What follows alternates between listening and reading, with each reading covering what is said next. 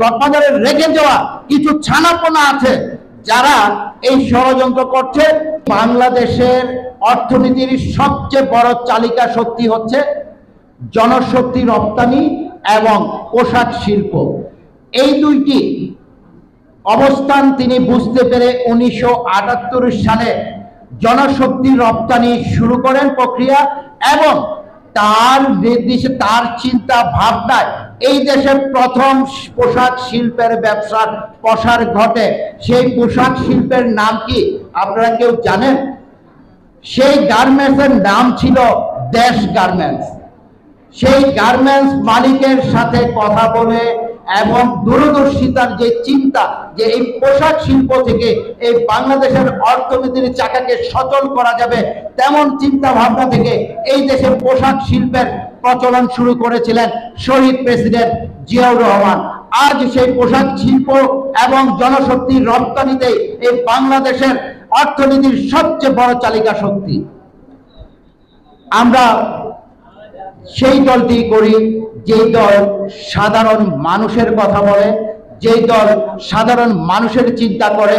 যেই 31 দফা আজকে আপনাদের কাছে উত্থাপিত করেছে, সেই 31 দফা 5 আগস্টের বহু পূর্বে আমাদের ভারপ্রাপ্ত চেয়ারম্যান তারেক রহমান উত্থাপন করেছিলেন, যা আজকে আমরা ঘরে ঘরে পৌঁছে দেওয়ার চেষ্টা করছি। আপনারা জানেন আমাদের নেতা, আমাদের প্রিয় অভিভাবক জনাব গিয়াসউদ্দিন, মোহাম্মদ গিয়াসউদ্দিন, তিনি কিন্তু খুব খারাপ মানুষ কিছু কিছু মানুষের কাছে। তাদের কাছে জানেন, যারা ভূমিদস্যু, চাঁদাবাজ, সন্ত্রাস, তাদের সাথে তিনি কখনো কোনো রকম আপোষ করেননি এবং ভবিষ্যতে করবে না। সেই মানুষদের কাছে তিনি অত্যন্ত খারাপ মানুষ।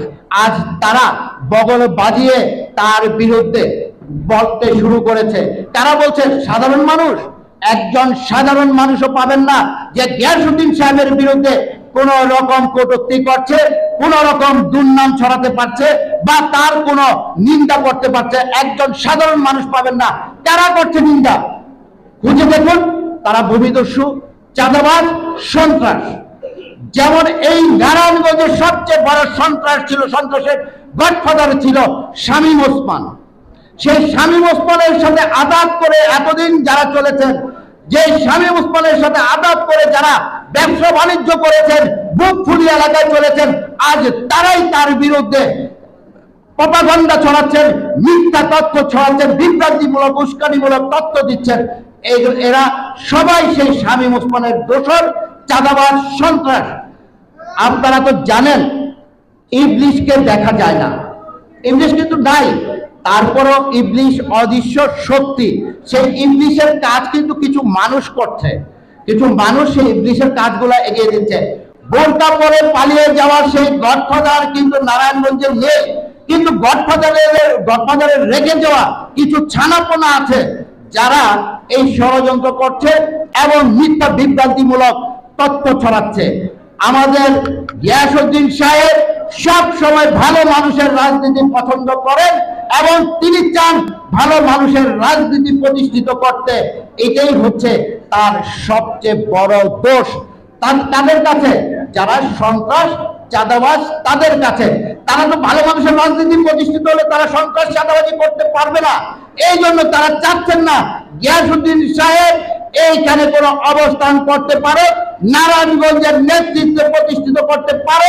এই জন্য তারা সেটা চাচ্ছেন না।